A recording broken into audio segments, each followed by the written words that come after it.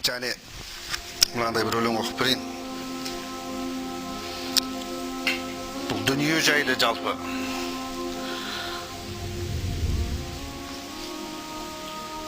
Фатыр сүресінің 5-ші аятын мысал қылып алып келтіріп, ай адам баласы сөз жоқ, Аллахтың уәдесі хақ.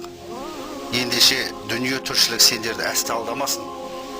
Сондай-ақ аса алдағышта сендерді Алла туралы алдамасын. Шортанбай Қанайұлы деген үлкен ақын бабамыз өткен сол кісінің бір сөзін келтірдім. Баяны жоқ шіркінді бір күн тастап кетеді, дүние малын сүйгендер мінбей кимей өтеді дейді.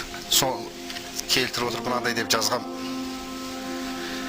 Пенде байғұс табынып сыйынады, алтын, күміс, теңгемен тиынға да.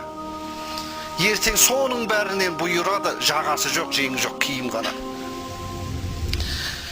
Мал жинамай бұл қазақ жаталмайды. Құмыр өтер сол малдың ортасында, ертең бірақ өлген соң таталмайды, еті түгіл бір аяқ сорпасында. Сарай салып, мәз болып шаттанады, тәуба етпей бір мезгіл тәңіріне. Сол сарайы қаңырап аттанады, есік түгіл тесік жоқ қабіріне.